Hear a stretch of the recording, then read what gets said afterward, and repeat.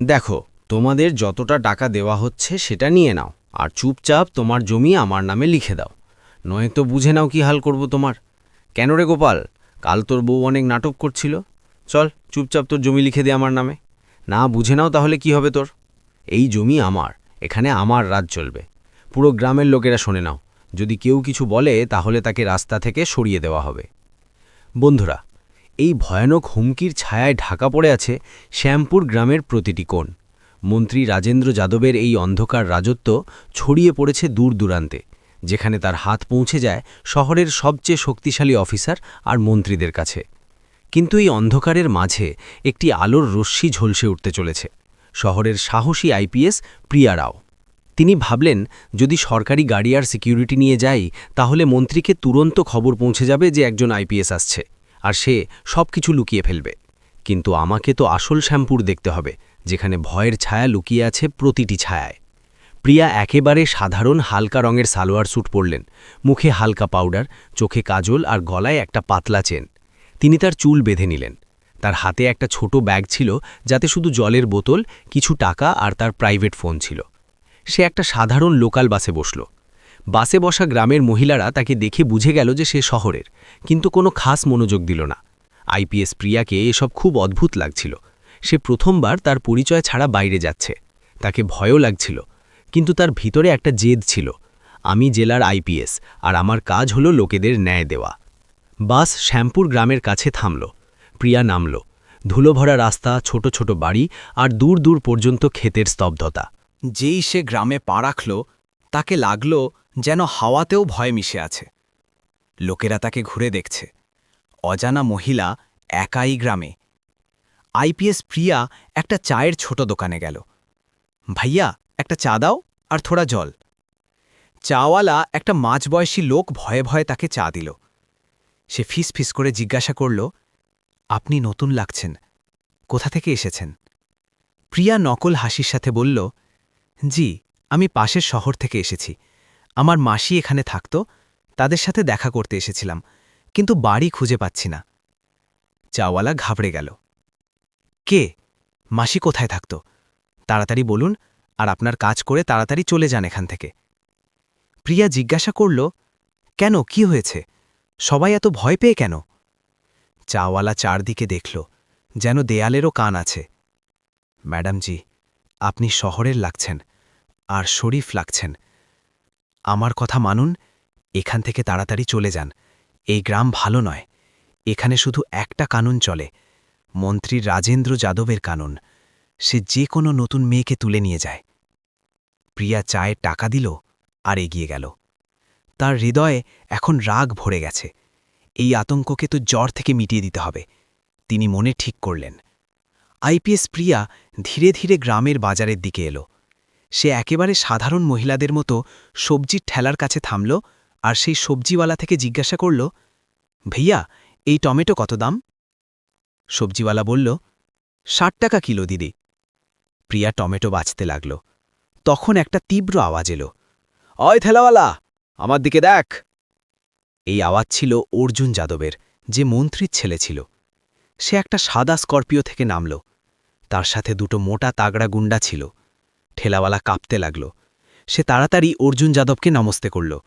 অর্জুন ঠেলায় রাখা সবচেয়ে ভালো আলু, পেঁয়াজ আর ২ কিলো টমেটো তুলে একটা প্লাস্টিকের থলিতে ভরে দিল। ঠেলাওয়ালা ধীরে বলল, বাবুজি, টাকা? অর্জুন যাদব থামল। সে তার প্যান্টের পকেটে হাত ঢোকাল, কিন্তু টাকা বের করল না। আর সবজিওয়ালা থেকে বলল, হয়, তুই জানিস নাকি আমি কে? টাকা কার জন্য? সে হেসে বলল, আর এগিয়ে গেল। ঠেলাওয়ালা মায়ুস হয়ে গেল, আর সে জানত যে টাকা মিলবে না। সে চুপচাপ চোখের জল মুছে নিল। আইপিএস প্রিয়া এসব দেখল। তার পুলিশি মন তুরন্ত অ্যাক্টিভ হয়ে গেল। প্রিয়া আওয়াজ দিল, রুকিয়ে। তার তুরন্ত পর অর্জুন যাদবের পা থামল। সে ঘুরল। ঠেলাওয়ালা কাঁপতে লাগল, আর প্রিয়ার দিকে ভয়ানক নজরে দেখল। আইপিএস প্রিয়া সোজা অর্জুন যাদবের সামনে দাঁড়িয়ে গেল। অর্জুন রুখে জিজ্ঞাসা করল, কি হয়েছে, কি চাই? প্রিয়া একেবারে শান্ত কিন্তু শক্ত আওয়াজে বলল, এদের টাকা দাও, নয়তো সবজি ফিরিয়ে রাখো। পুরো বাজারে স্তব্ধতা ছড়িয়ে গেল। হাওয়া থেমে গেল। ঠেলাওয়ালা, পাশের দোকানওয়ালা সবার চোখ ফেটে গেল। এই মহিলা পাগল কি, সবাই ভাবছে। এই তো এখনই অর্জুন যাদবকে চ্যালেঞ্জ করল। অর্জুন যাদবকে হয়তো কেউ প্রথমবার টাকা দাও বলেছে। সে এক পলের জন্য প্রিয়াকে উপর থেকে নিচ পর্যন্ত দেখল, যেন কোনো মশা দেখছে। সে হেসে বলল, ওয়ে, তোকে জানা আছে তুই কার সাথে কথা বলছিস? জানিসও আমি কে? আমার বাপের নাম শুনেছিস? মন্ত্রী রাজেন্দ্র যাদব। প্রিয়া তার চোখে সোজা দেখতে দেখতে জবাব দিল। তার আওয়াজে না ভয় ছিল, না রাগ, শুধু একটা সাফ আদেশ ছিল, না। আর জানতে আগ্রহও নেই। এটা শোনা মাত্র অর্জুন যাদবের রক্ত ফুটে উঠল। তার মুখে লালিমা এলো, আর চিৎকার করে বলল, তোর এত সাহস? অর্জুন যাদব রাগে তার হাত তুলল, যেন প্রিয়াকে থাপ্পড় মারতে চলেছে। তখন ঠেলাওয়ালা চিৎকার করে উঠল, আরে দিদি, ছেড়ে দাও না, কেন জানের মুসিবত নিচ্ছ? অর্জুন যাদব রাগে কিন্তু ধীর আওয়াজে বলল, দেখ, যদি তুই এখান থেকে চুপচাপ না বেরিয়ে যাস, তাহলে আমি তোকে তুলে নিয়ে যাব। তাহলে জানা যাবে যে আমার বাপ কে। আইপিএস প্রিয়া টস থেকে মশ নড়ল না, আর বলল, তুলে নাও, আমি এখানে দাঁড়িয়ে আছি, তুলে নাও আমাকে, আর তাহলে দেখো যে তোমাকে কি শাস্তি মিলবে। এটা দেখে অর্জুন যাদব আর তার গুন্ডালা থেমে গেল। অর্জুন যাদব 1 সেকেন্ড ভাবল, এটাকে মারা ঠিক হবে না। যদি কাল কোনো ঝামেলা হয়ে যায়, তাহলে সে রাগে সবজির থলি মাটিতে ফেলে গাড়িতে বসল আর গুন্ডাদের নিয়ে দ্রুত চলে গেল। যেতে যেতে সে প্রিয়াকে ঘুরে দেখল, যেন কাল এর হিসাব নেবে। গ্রামের লোকেরা অবাক ছিল।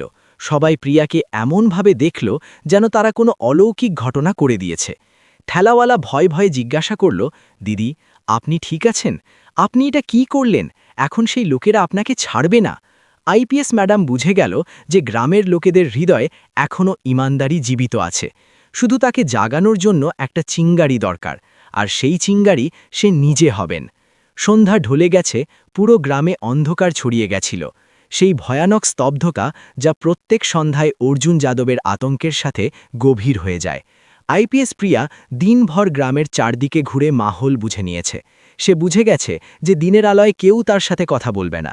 সে যে ছোট ভাড়া করা ঘরে থেকেছে, একটা পুরনো টিচারের বাড়িতে, সেখানে তিনি রাত 10টা বাজে পর্যন্ত অপেক্ষা করল। তিনি তার কাপড়ের নিচে একটা ছোট কিন্তু পাওয়ারফুল রেকর্ডার আর ক্যামেরা লুকিয়ে রাখল। তার কাছে কোনো অস্ত্র ছিল না, ছাড়া তার বুদ্ধি আর পুলিশি পাওয়ারের। রাতের প্রায় 11টা বাজে সে চুপচাপ ঘর থেকে বাইরে বেরিয়ে এলো। তিনি তার মুখে একটা পাতলা দুপাট্টা জড়িয়ে নিল, যাতে অন্ধকারেও তার পরিচয় না হয়। তার প্রথম লক্ষ্য ছিল গ্রামের পুরনো চৌপাল। এটা সেই জায়গা ছিল যেখানে একসময় গ্রামের সিদ্ধান্ত হতো, কিন্তু এখন এটা শুধু ছেঁড়াফাটা কাগজের গোডাউন হয়ে গেছে ছিল। তাকে জানা ছিল যে মন্ত্রী জমির কাগজাত এখানে কোথাও লুকিয়ে রাখবে। চৌপালে ঘন অন্ধকার ছিল। প্রিয়া তার ফোনের টর্চ অন করল আর ধীরে ধীরে ভিতরে গেল। হাওয়ায় স্যাঁতসেঁতে আর পুরনো কাঠের গন্ধ ছিল। সে এক এক করে পুরনো আলমারি খুঁজতে লাগল। কিছু সময় পর তাকে একটা ছেঁড়া সিন্দুকের নিচে ধুলোর মোটা স্তরের পিছনে কাপড়ে জড়ানো কিছু সরকারি কাগজ মিলল। তার হৃদয়ের ধড়কন দ্রুত হয়ে গেল। এটা নিশ্চয়ই কোনো বড় প্রমাণ ছিল। তিনি কাগজাত খুলল। অন্ধকারে টর্চের হালকা আলোয় তিনি দেখল জমির নকশা, আসল নকশা, যাতে পুরনো কৃষকদের নাম ছিল। রেজিস্ট্রির পুরনো পাতা, যাতে সাফ দেখা যাচ্ছে যে কিভাবে কৃষকদের ধমকিয়ে তাদের অঙ্গুষ্ঠ লাগানো হয়েছে। ফর্জি স্ট্যাম্প পেপার। সবচেয়ে বড় কথা, তাকে একটা খাস স্ট্যাম্প মিলল যা শুধু তহসিলদারের অফিসে ব্যবহার হয়, কিন্তু এখানে কেন ছিল? আর এর সাথে ছিল হাজার হাজার ফর্জি দস্তাবেজ, যাতে নতুন নাম চড়ানো হয়েছে। ওরে বাপরে, এটা তো খুব বড় ষড়যন্ত্র, প্রিয়া ফিসফিস করে বলল। মন্ত্রী শুধু গুন্ডাগির্দি করেনি, বরং পুরো সরকারি সিস্টেমকে তার বাড়িতে বসিয়ে নিয়েছে। তিনি তুরন্ত তার ক্যামেরা থেকে সেই সব কাগজাতের ছবি তুলল আর রেকর্ডারের সব ডিটেলস রেকর্ড করল। এসব তার পরিকল্পনার অংশ ছিল। প্রিয়া জানত যে কাগজাত থেকে বেশি গুরুত্বপূর্ণ হল মানুষের বয়ান। তিনি চৌপাল থেকে বেরিয়ে গ্রামের সবচেয়ে পিছনের অংশের দিকে রুখ করল, যেখানে গ্রাম্য মজুরদের ছোট ছোট ঝুপড়ি ছিল। সেখানে তাকে একটা মজুর হরিশ মিলল, যে রাতের খাবার পর বসেছিল। প্রিয়া হরিশের কাঁধে হাত রাখল। হরিশ, আমি এখানে তোমার সাহায্যের জন্য এসেছি। হরিশ ভয় পেয়ে গেল। কে তুমি? এখানে রাতে কি করছো? সে বলল, আমার নাম সরিতা, আমি শহর থেকে এসেছি, আর আমি শুনেছি যে মন্ত্রী তোমাদের অনেক জমি হড়প করেছে। তুমি কি আমাকে সত্য বলবে? হরিশের চোখে জল এলো। সত্য তো সবাই জানে বঞ্জি, কিন্তু সত্য বলার সাহস কে করবে? তারা আমার বাপ থেকে আমাদের 3 বিঘা জমি নিয়ে নিয়েছে, বলেছে যে যদি মুখ খুলিস তাহলে তোর বাচ্চাদের তুলে নেবে। এসব কথা শুনে প্রিয়া তাকে ভরসা দিল। ভয় পেও না, আমি রেকর্ড করছি। তোমার আওয়াজ তোমার গ্রামকে বাঁচাবে। হরিশ আবার বলতে শুরু করল। সে বলল যে কিভাবে তহসিলদার মন্ত্রীর বাড়ি প্রত্যেক দিন আসে, দারোগাজিকে প্রত্যেক মাসে মন্ত্রীর পক্ষ থেকে রিশওয়াতের ছাম মেলে। যখন কোনো কৃষক অভিযোগ করতে যায় তাহলে তাকে থানায় 2-3 দিন ক্ষুধার্ত রাখা হয়, আর তারপর ভয় দেখিয়ে খালি কাগজে লিখিয়ে নেয় যে আমার অভিযোগ মিথ্যা। সবচেয়ে বড় কথা যা হরিশ বলল, বঞ্জি, এই যে 4G কাগজজাত বানানো হয় না, এসব পুলিশ স্টেশনের পিছনেওয়ালা ঘরে বানানো হয়। মন্ত্রীর মুন্সি রাতে সেখানে আসে আর দারোগার সাথে মিলে কাজ করে। এটা শুনে প্রিয়ার মুখ থেকে বেরিয়ে এলো, তো পুরো টিম মিলে আছে। প্রিয়া হরিশকে চুপ থাকার জন্য বলল আর প্রতিশ্রুতি দিল যে পরের 48 ঘণ্টায় সব ঠিক হয়ে যাবে। রাতের প্রায় 2টো বাজছে। আইপিএস প্রিয়াকে ফিরে তার ঘরের দিকে যেতে হবে, কিন্তু তার রাস্তা মন্ত্রীর বড় বাড়ির কাছে দিয়ে যায়। যেই সে গলির কোণে ঘুরল, তিনি দেখল যে একটা লোক একটা মোটরসাইকেলে বসে বিড়ি খাচ্ছে। এই লোক, যার নাম বুন্নু ছিল, মন্ত্রীর ভরসাযোগ্য গুন্ডা ছিল। বুন্নু প্রিয়াকে দেখল। একটা অজানা মহিলা একা রাতের 2টো বাজে। বুন্নু ভাবল, এই শহরের মহিলা দিনে তো অনেক হোকড়ি দেখাচ্ছিল, এখন কোথায় যাচ্ছে? বুন্নুর সন্দেহের সুই ঘুরে গেল। সে তার বাইক স্টার্ট করল আর প্রিয়ার দিকে এলো আর বলল, ওয়ে মেয়ে, থাম। প্রিয়া তার চাল ধীর করল, কিন্তু থামল না। তিনি তার মনে দ্রুত একটা নকল গল্প তৈরি করল। বুন্নু বাইক থেকে নেমে তার সামনে এলো। কে তুমি? কোথা থেকে এসেছো? গ্রামে তোর কি কাজ? প্রিয়া ঘাবড়ে যাওয়ার নাটক করল। জি, আমার নাম পায়েল, আমি পাশের গ্রাম থেকে এসেছি। আমার চাচির স্বাস্থ্য খুব খারাপ, তাদের দেখতে এসেছিলাম। রাত হয়ে গেল তো ফেসে গেলাম। সে বলল, চাচি কে? এই গলিতে কোনো চাচি থাকে না। আর এটা কি? তোর কাপড় তো একেবারে পরিষ্কার সুন্দর। এত রাতে কেউ চাচিকে দেখতে আসে কি? বুন্নু ধমকির অন্দাজে বলল। প্রিয়া জানত যে এখন মিথ্যা বলা বিপজ্জনক। তিনি থোড়া রাগ দেখালো। তুমি আমার সাথে এমন কেন কথা বলছো? কি তুমি আমার চরিত্রে প্রশ্ন তুলছ? আমার বাড়ি পাশেই আছে, আমাকে যেতে দাও। প্রিয়া এক পলের জন্য বুন্নুর দিকে চোখ তেরিয়ে দেখল। বুন্নু এক পলের জন্য ভয় পেয়ে গেল। তাকে লাগলো যে হয়তো এটা কোনো রাগী আত্মীয় যে সত্য বলছে। বুন্নু বলল, চল ভাগ যা, কিন্তু যদি তুমি কাল এখানে দেখা যাস তো ভালো হবে না। প্রিয়া দ্রুত সেখান থেকে পা বাড়ালো আর এগিয়ে চলে গেল। প্রিয়া এখন জানত যে এখন অপেক্ষা করা যাবে না, অ্যাকশন নিতে হবে।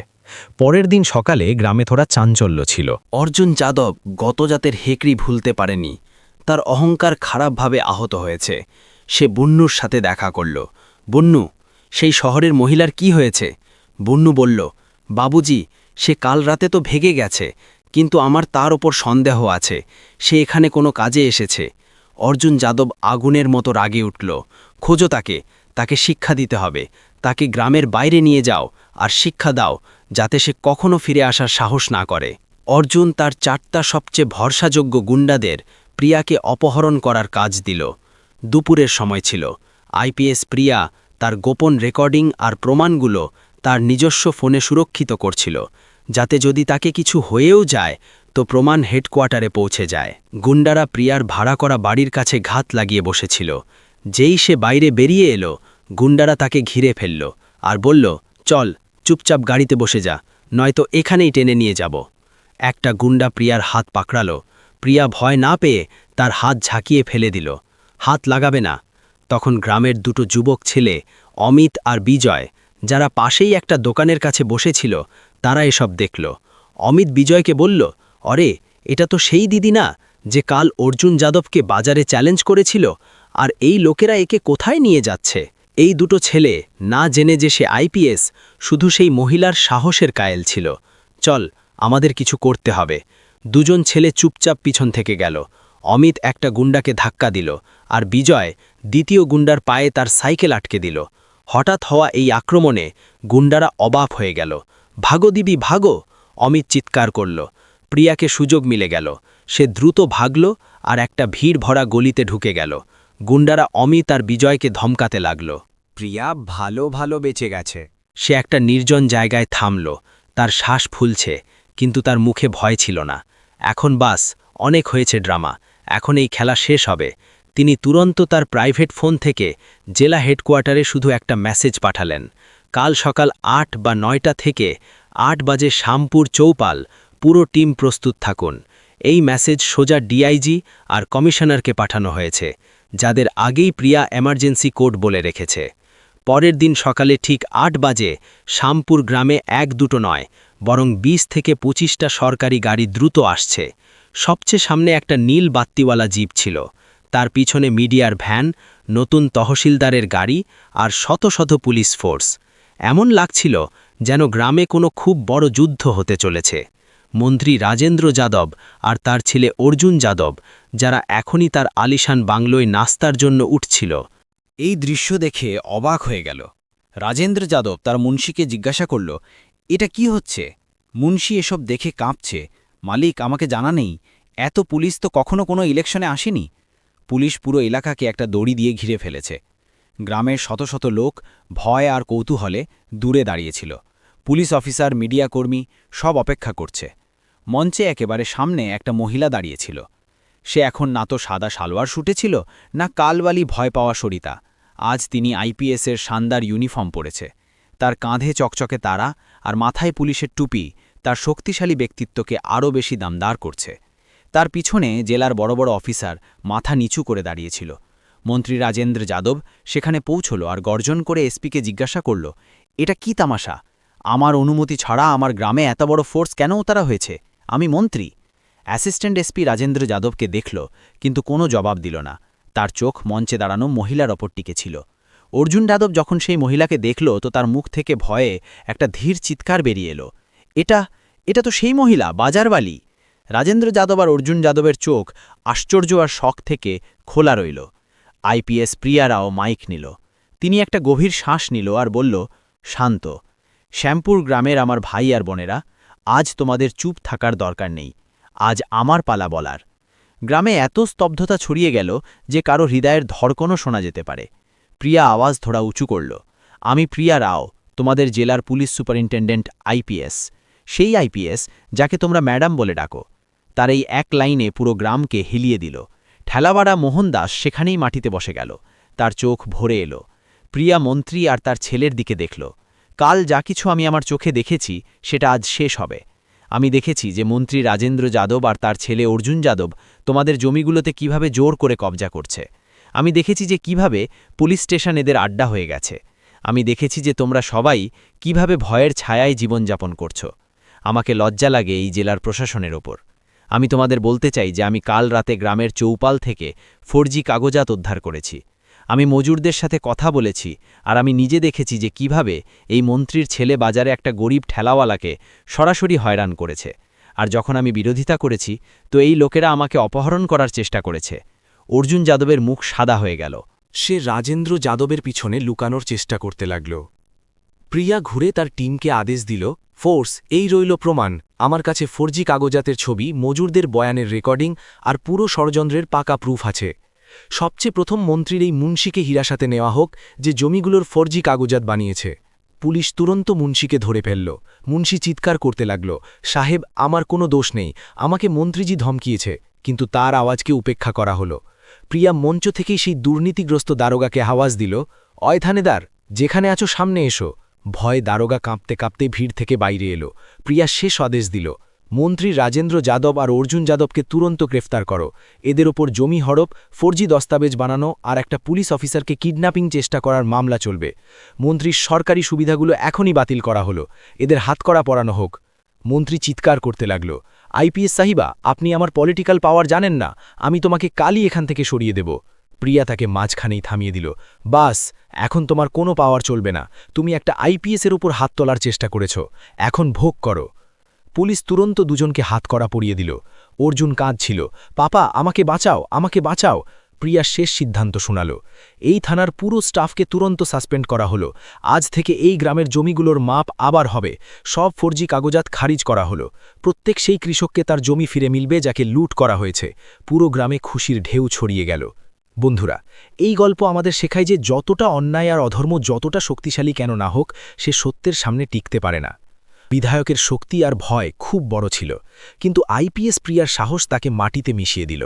কানুনের হাত লম্বা হয়, এটা শুধু একটা কথা নয়, বরং যদি প্রশাসনে ইচ্ছাশক্তি থাকে তো অপরাধী যতটা রসুকদার কেন না হোক তাকে জেলের শালাখের পিছনে যেতে হয়। বন্ধুরা, এই গল্প পুরোপুরি কাল্পনিক, এর কোনো রাষ্ট্রীয় ব্যক্তি, প্রতিষ্ঠান বা ঘটনার সাথে কোনো সম্পর্ক নেই, তাই এটাকে শুধু গল্পের রূপে দেখুন আর এর আনন্দ নিন। যদি গল্প ভালো লাগে তো প্লিজ আমাদের চ্যানেলকে সাবস্ক্রাইব আর ভিডিওকে একটা লাইক অবশ্যই করুন, যাতে আমাদের হৌসলা আরও বাড়তে থাকে।